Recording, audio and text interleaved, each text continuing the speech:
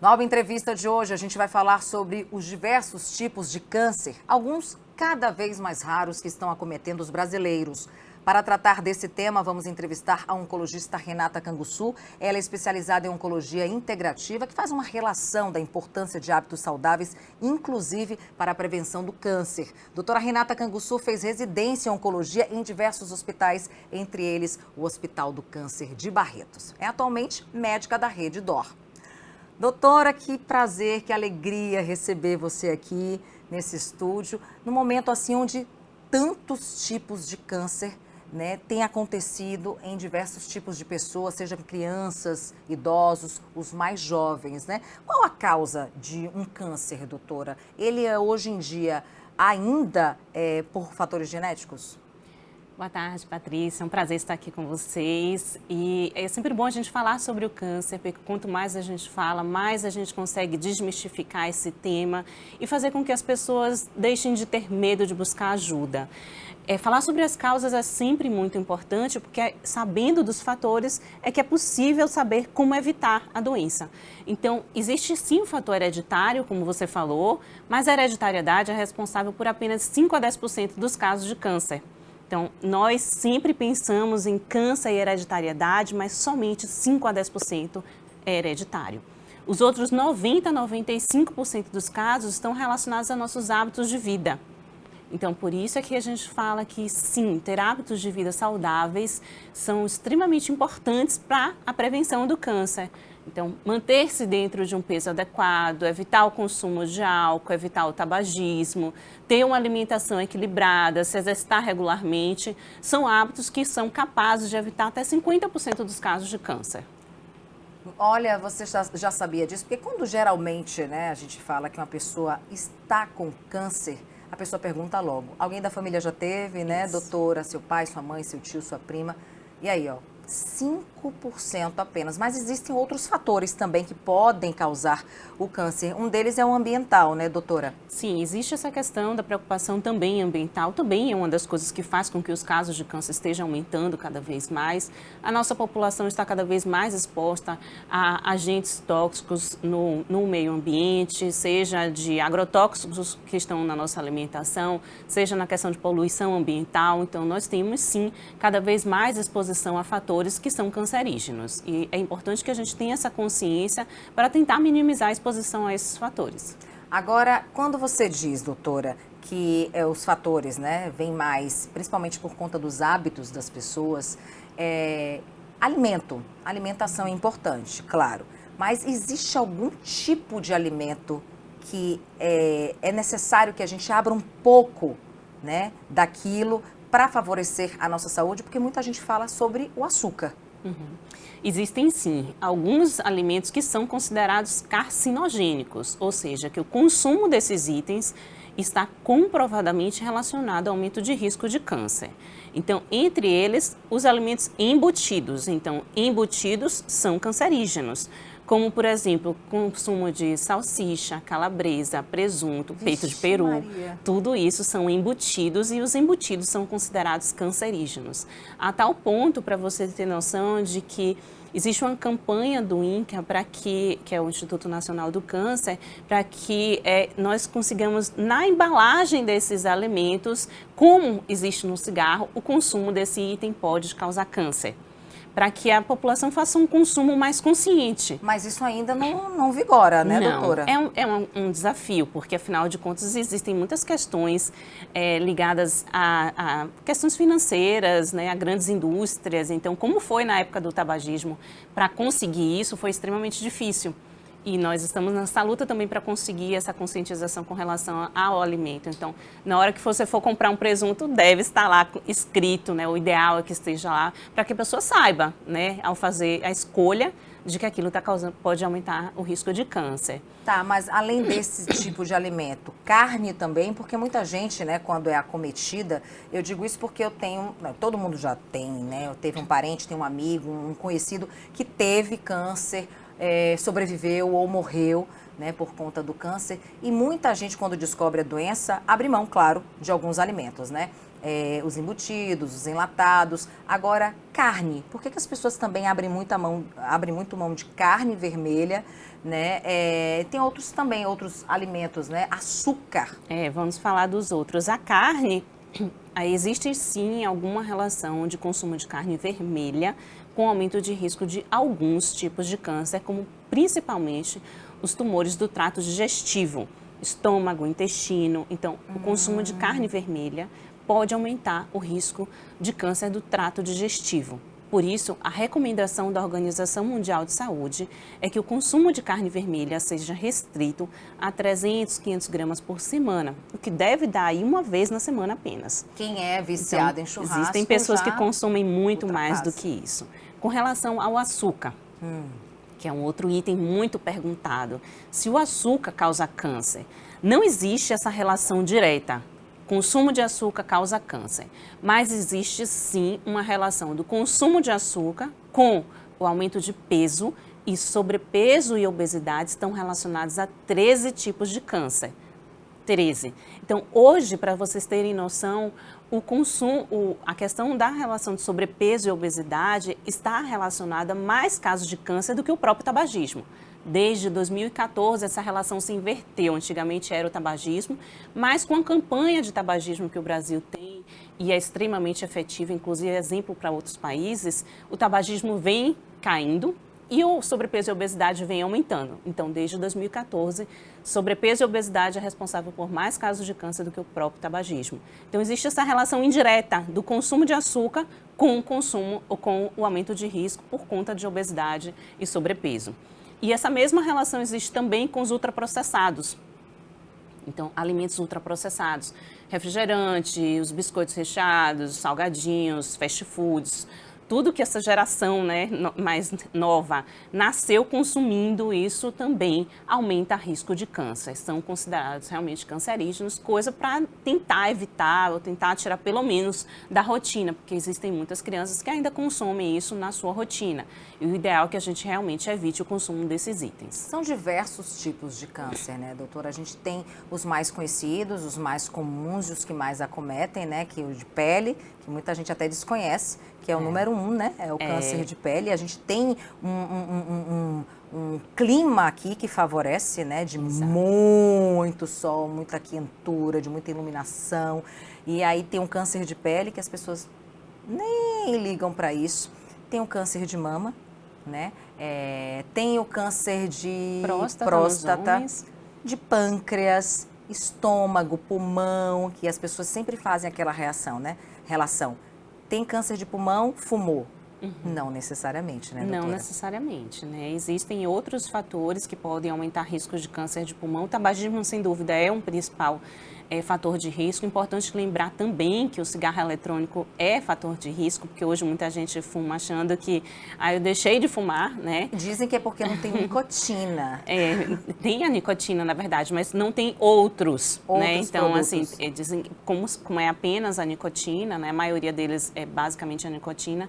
Então, tem menos fatores do que o cigarro tóxicos, em si, né? Mas, de qualquer forma, é responsável também por casos de câncer. Mas existem alguns tipos de tumores de pulmão que não têm uma relação tão direta com o tabagismo, e aí podem ter outros fatores de risco. E existe também a questão do tabagismo passivo, né? Então, existem algumas mulheres que tiveram exposição por marido que fumava e depois acabou evoluindo para um tipo de câncer de pulmão. Isso também é um fator de risco. Agora, como é mais comum, né, de quando a pessoa, numa família, surge com câncer e ela é o primeiro caso? Aí, como é feito esse estudo, né? Porque a partir daí, as pessoas da família têm que se preocupar. Isso, a gente precisa entender quem são as pessoas que têm um risco aumentado de hereditariedade. Então, por exemplo, se você não tem ninguém na família com câncer, mas aparece uma mulher com câncer de mama aos 40, ela passa a ter um maior risco de ter uma doença hereditária, porque ela teve um câncer fora da faixa etária comum. Então, o câncer de mama é mais comum nas mulheres após a menopausa. Se teve uma mulher com câncer de mama mais jovem, ela precisa ser investigada para saber se o fator causal foi uma mutação genética. Então, além disso, aí você precisa ver se existe também um câncer fora do habitual. Então, câncer de mama em homem é mais raro, né? Apenas 1 a 2% dos casos de câncer de mama vão acontecer nos homens, mas pode acontecer. E quando acontece, em si, isso já é uma indicação para investigar a hereditariedade. Além disso, outros casos de câncer na família, né? Aí só se você realmente tiver o caso de câncer de mama e ovário na família, ou uma mulher que tenha câncer, 2 tipos de câncer diferentes, uma mulher que teve, ela em si teve mama e ovário, ou teve câncer de mama bilateral nas 2 mamas. Então, ou isso 2 também... tipos também de câncer diferentes. Isso, que não em tem a si, relação. aí a gente já precisa, já chama atenção para ter um maior risco de hereditariedade, e aí essa mulher então vai ser encaminhada para um oncogeneticista que vai solicitar um teste para saber se ela tem ou não uma mutação que foi causal para aquele câncer.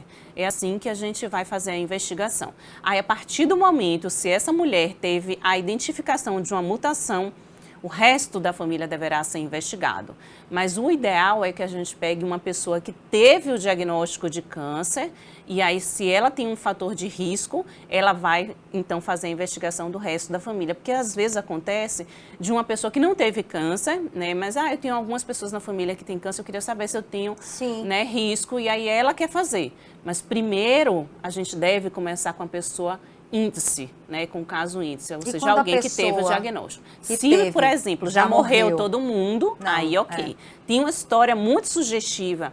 Tiveram 5 pessoas que morreram com câncer de mama e tem uma pessoa que está viva e queria saber se tem risco. Poxa, ela tem de qualquer jeito uma história muito sugestiva, aí se faz uma então ligação, a investigação, né, nessa pessoa, né? Mas somente se não tiver a possibilidade de começar a investigação com alguém que teve já a doença. Não, e se só essa pessoa teve o caso registrado na família, um idoso que acabou, né, de morrer vítima de câncer, de 3 tipos de câncer, mas ninguém mais na família, irmãos, primos, tios, sobrinhos, teve conhecimento dessa doença, a não ser essa pessoa. Como é que começa a linha de investigação? Pelos filhos?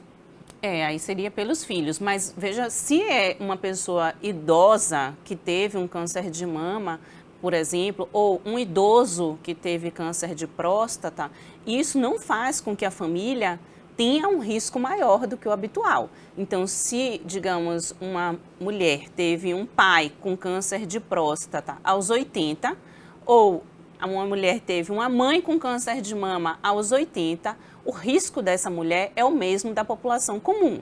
Ela não tem um risco maior por essa história familiar. Entendi. Então, não necessariamente o resto da família deverá ser investigada. Depende de qual foi o tipo do câncer, qual foi a idade em que essa pessoa foi acometida. E aí, só então, a partir dessa avaliação é que vai ser avaliada a necessidade de se investigar o resto da família. Agora, por que é tão comum, né, doutora, acontecer? A gente tem, na verdade, pode ter diversos tipos de câncer em diversas áreas do corpo, mas porque geralmente parece que só as mesmas áreas é que atingem as pessoas, ou não? Depende muito do fator de risco, né? Então, por exemplo, nós temos que o câncer de mama, né? Nós temos alguns fatores de risco e que são muito comuns. Então, digamos, a idade da primeira menstruação, quando você tem a primeira menstruação antes dos 12, quando você tem a última menstruação depois de 55, quando você tem uma mulher que não amamenta, uma mulher que não tem filhos. Então, perceba que esses fatores, eles têm mudado ao longo desses anos, Sim. né? Antigamente, as nossas avós tinham 10 filhos e isso é protetor. Hoje em dia, as mulheres, quando têm 1 a 2 filhos e começam a ter filhos depois dos 30, isso é fator de 40. risco. Então, as nossas avós começavam a ter filhos nos 20, isso 15. é protetor, né? Isso é protetor para câncer de mama. Então, como você modifica os fatores de risco de uma população, você vai fazer com que ela tenha uma maior exposição àquela doença. Então, o câncer de mama está realmente cada vez mais frequente porque nós estamos mudando os fatores de risco dessas mulheres. O sobrepeso, como eu falei, está cada vez mais comum e isso tem uma relação muito clara com o câncer de mama. Porque o tecido de gordura do nosso corpo produz estrógeno, faz com que o estrógeno, na verdade, seja ativado para a forma ativa, e aí com isso você tem uma maior exposição ao estrógeno, que é um fator de risco para câncer de mama. Então, depois da menopausa, a principal fonte de estrógeno é o tecido de gordura. Se você tem no corpo mais tecido de gordura, vai ter mais exposição. E essa gordura, essa possibilidade de ter mais gordura no corpo, também não atrapalha o exame do toque, não? Porque tem gente que descobre que tá com câncer de mama, mas que fez todo o autoexame e não identificou. Ou achou que aquilo que ela estava tocando era normal. A questão com o autoexame é sempre bom a gente trazer, né? Porque durante muito tempo o autoexame foi incentivado, depois houve uma época em que ele foi completamente desestimulado a mulher fazer. Por quê? Muitas mulheres tocavam o seu corpo, achavam que estava tudo bem e logo não precisa fazer mamografia. E isso foi um erro. Muitas mulheres deixaram de fazer a mamografia achando que o autoexame estava normal e isso não pode. O único exame que é capaz de reduzir mortalidade pelo câncer de mama é a mamografia. Mas como a mamografia é feita anualmente, então para todas as mulheres após os 40 anos nós devemos fazer a mamografia. Como ela é feita anualmente, entre um exame e outro, a mulher deve conhecer sim o seu próprio corpo, deve tocar sim as suas mamas. E aí, se algo mudou de um mês para o outro, vamos procurar o mastologista antes. Então, tanto a mamografia deve ser feita anualmente, quanto a visita ao mastologista. Se entre uma coisa e outra algo mudou, independente se você acha é um nódulo, enfim, algo está diferente, você precisa investigar. Então, isso é a essência do valor do autoexame. É o conhecimento do próprio corpo e, a partir do momento que a mulher nota algo diferente, procurar uma ajuda para investigar. Olha, a gente vai continuar conversando aqui com a doutora Renata Canguçu e a gente vai tirar todas as suas dúvidas. Eu estou muito curiosa em saber sobre os tratamentos e os tratamentos preventivos. Será que existe? E também, será que existe e que faz efeito aqueles tratamentos quando não cabe mais nem a radioterapia, nem a quimioterapia para o paciente acometido com câncer? Daqui a pouquinho aqui no Alba Entrevista.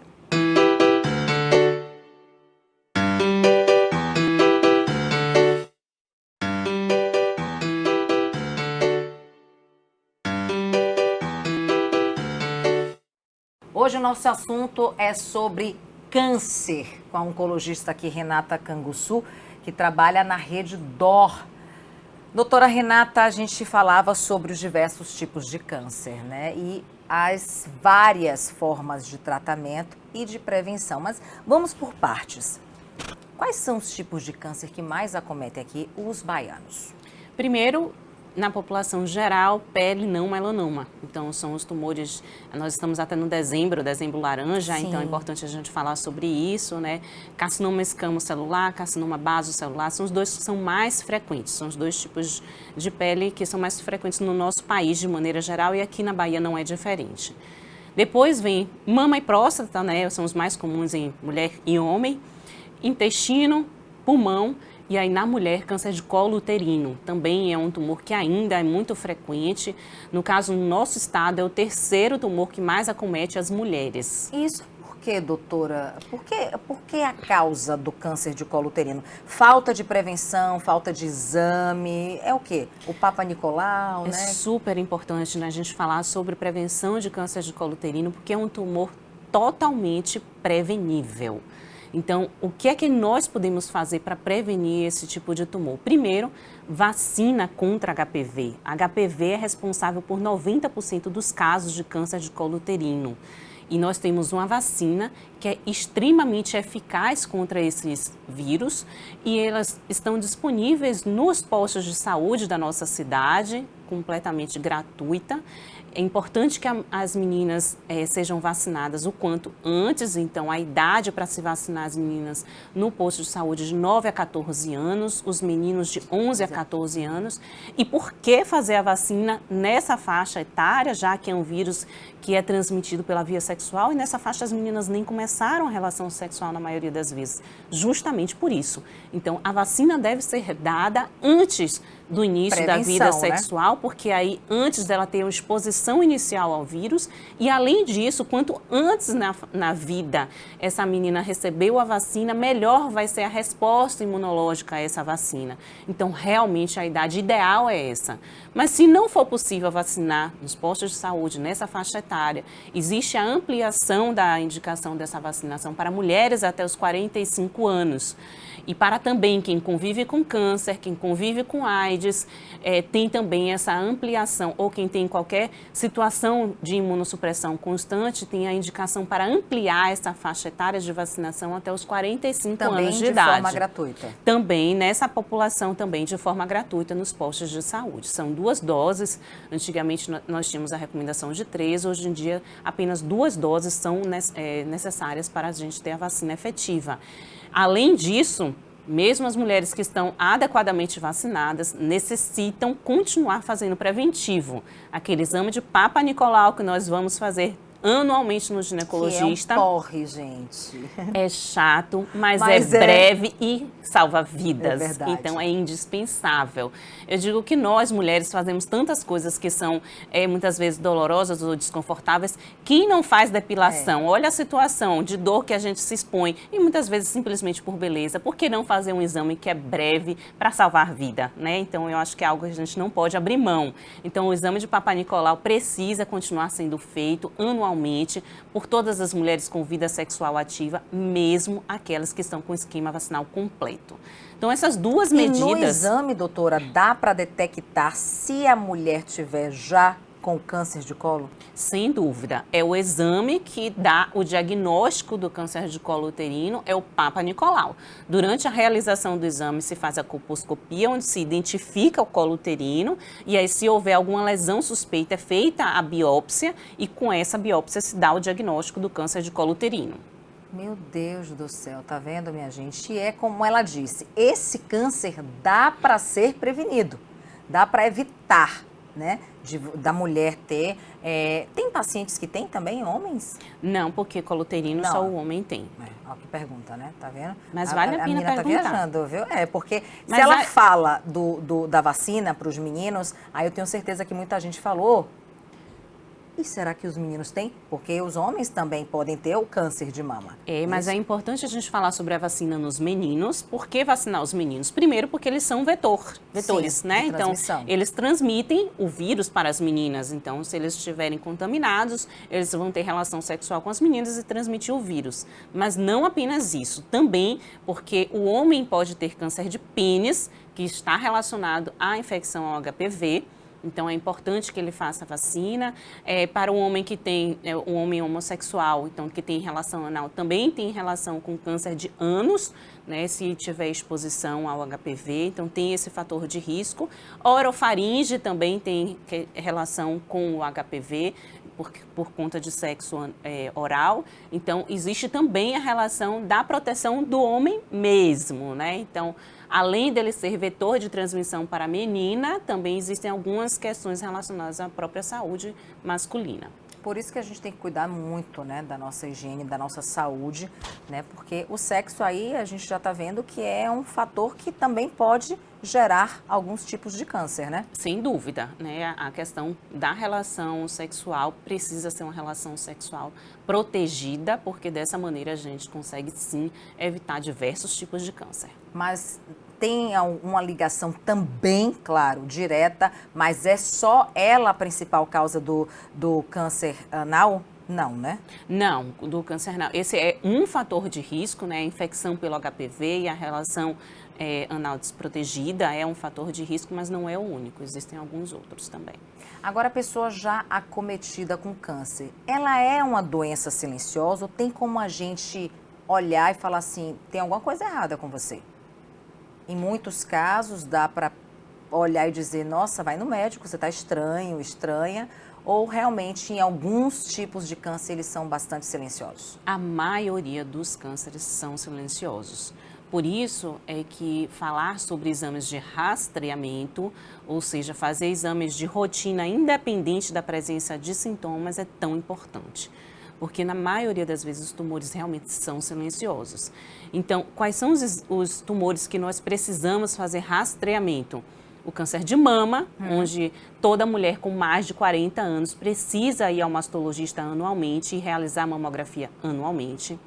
O câncer de próstata também tem rastreamento, então os homens com mais de 50 anos precisam procurar o urologista, fazer o exame de toque, fazer o exame de PSA, isso também é importante. Homens e mulheres, para a prevenção de tumor de intestino, é importante fazer a colonoscopia para quem tem mais de 45 anos. E essa indicação pode ser diferente para quem tem casos na família. Então, existem situações onde esse rastreamento pode ser diferenciado desses 3 tipos de tumores. Para quem tem casos na família, pode ser indicado o início mais precoce desse rastreamento. E, além disso, como nós falamos agora, a questão da prevenção do câncer de colo uterino. Também é extremamente importante que toda mulher com vida sexual ativa faça o exame do Papa Nicolau e a visita ao ginecologista anualmente. Por isso, então, já está mais do que provado, a doutora acabou de falar, que o câncer é uma doença silenciosa. Então, muita gente, quando descobre, já descobre na metástase, né? Ou seja, já enraizou, já está em outros, né, órgãos, e a pessoa com metástase, ela tem chance de se curar ou não? Ou de uma sobrevida um pouco maior? Bom, então, vamos falar um pouquinho da parte boa, né? Porque antigamente teve metástase e era igual a uma sentença de morte em um período de tempo curto. Hoje em dia, não necessariamente as coisas acontecem dessa maneira. Muitas vezes, quando se tem o diagnóstico de metástase, realmente nós passamos a estar diante de uma doença que não vai ser mais curada, mas ela pode ser, sim, tratada e muitas vezes tratada por um período de tempo longo. Então, câncer de mama, nós temos diversas situações que mesmo com metástases para alguns órgãos, nós podemos tratar aí por 5, 10 anos. Existem câncer de próstata também que mesmo com metástases podem ser tratados durante muitos anos e nós passamos a ver essa doença como uma doença crônica, como uma diabetes, uma hipertensão, que vai precisar de tratamento sempre, né? Mas que nós podemos sim oferecer um tempo de vida longo, um tempo de vida com qualidade. Então é importante a gente saber que o diagnóstico de câncer, mesmo numa fase mais avançada da doença, não necessariamente é uma sentença de morte. E falar sobre isso é importante porque muitas vezes as pessoas identificam alguma alteração suspeita no corpo e deixam de procurar ajuda médica com medo, achando que não tem mais o que fazer mesmo, eu estou com uma doença grave, eu vou morrer mesmo, e acabam não buscando ajuda num tempo ideal. Então, de qualquer maneira, mesmo que você acredite que está tendo uma doença avançada, ainda assim, nós temos muito a oferecer. Os tratamentos oncológicos melhoraram bastante, melhoraram em eficácia, melhoraram em toxicidade. Em esticar, né, a longevidade Exatamente, do nós paciente, conseguimos né? sim oferecer muito mais tempo de vida para esse paciente. É prova isso, né, que a senhora disse agora, doutora, que em metástase pode alongar até 10 anos, né? Pode. Quem é que podia imaginar isso, né? Agora também tem aquela coisa do paciente, né? Se o paciente tem uma qualidade de vida, né? Isso ajuda muito, né? Ou não? Ajuda muito, isso é uma das coisas onde a gente fala do conceito da oncologia integrativa, porque antigamente o papel no tratamento oncológico cabia apenas ao médico. Sim. O médico prescrever tal medicação e o paciente tinha um papel muito passivo, né? Vamos tomar o que o médico mandou eu tomar e cabia apenas a ele fazer isso.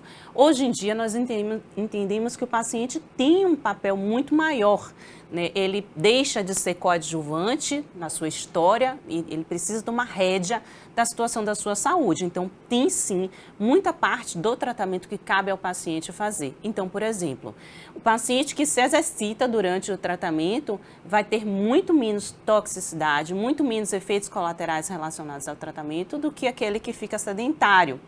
Antigamente, se acreditava que um paciente que está em quimioterapia deveria repousar, guardar as energias. Hoje em dia, nós sabemos que não. Quem se exercita durante o tratamento oncológico não apenas vai ter menos efeitos colaterais, mas também vai viver mais. Então, praticar atividade física durante o tratamento oncológico reduz mortalidade pelo câncer. Então, isso é extremamente importante e algo que eu, enquanto médica, não posso fazer. cabe apenas ao paciente tomar Mas essa pode atitude, indicar, né? mas cabe a mim orientar e dizer para ele qual a importância dessa atitude para o seu tratamento. Então, é extremamente importante. A alimentação também é extremamente importante, ter uma alimentação equilibrada, para que com isso você tenha menos efeitos colaterais e com isso você tenha também uma melhor evolução. Então, existe muito que cabe ao paciente fazer para que a evolução do câncer seja melhor. Então, é uma parceria. A oncologia integrativa, nós utilizamos algumas terapias complementares. Existem muitas vezes a indicação de, por exemplo, praticar yoga.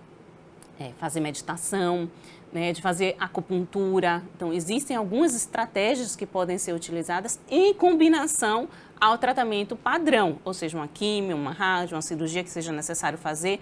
Não vai de jeito nenhum deixar de fazer, mas você pode agregar algumas terapias que não são as terapias padrão, como essas que eu mencionei, para que com isso você reduza os efeitos colaterais, tenha mais qualidade de vida e prolongue também a sobrevida desse paciente com câncer. A gente ouve falar muito, né, doutora, de que nos tratamentos, né, paliativos, alternativos, né, porque todo mundo quer a cura. Quando a pessoa descobre que está com câncer, automaticamente, claro, ela quer viver. Sim. Né? E se ela já tem essa vontade de viver, ela vai querer viver, lutar para viver mesmo. Sim. Então, procura tudo que é tipo de tratamento, né? Inclusive o tratamento da cabeça mesmo, as igrejas, né? A busca por Deus, a cura espiritual, que é muito importante também, você crê em algo, né? E, consequentemente, na cura daquilo que você está tendo. Agora, muita gente tem optado por tratamentos como a ozonioterapia e a autohemoterapia, que é retirar o próprio sangue e injetar novamente, né, em outra área, para que, eu acho que é mais ou menos assim, para que ela tenha uma melhora ali. Até que ponto isso é eficiente ou não? Até porque a gente sabe que alguns tratamentos não são ainda vistos, reconhecidos, né, cientificamente provados pela medicina e até mesmo pela sociedade brasileira. É super importante falar sobre isso. Então, quando eu falei da oncologia integrativa e terapias complementares, nós, nesse conceito da oncologia integrativa, nós só utilizamos práticas que tenham comprovação científica de benefício ao paciente.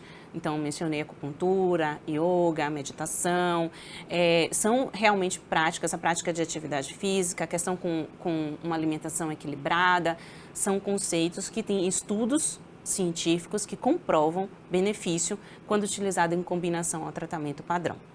Existem as terapias alternativas que muitas vezes as pessoas deixam de fazer o tratamento. Então, eu não vou fazer quimioterapia não, vou fazer uma dieta cetogênica, porque com a dieta cetogênica eu consigo curar o câncer.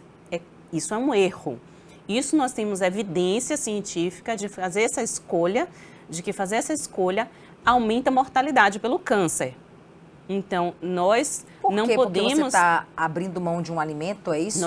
Você está abrindo mão de um tratamento que é eficaz, comprovadamente eficaz, para fazer um tratamento, né, que não é capaz de curar câncer. Mas aí, um pode auxiliar o outro. No caso, a cetogênica poderia auxiliar até mesmo... Em algum contexto pode ter realmente uma aplicabilidade, né? Então, existem sim alguns, né, contextos onde pode ter uma aplicabilidade da dieta cetogênica. A gente não pode fazer a escolha de um tratamento. Porque a quimio, eu saio de lá acabado. E aí, mas isso aqui pode me curar. Isso não é verdade. Né? Então, não existe nenhum Foi tratamento... Foi o caso daquele jornalista, né? Exato, onde ele fez a escolha pela dieta cetogênica e deixou de fazer a quimioterapia e com isso acabou tendo uma evolução desfavorável. Isso, há comprovação científica de ser pior para o paciente, não é uma boa escolha.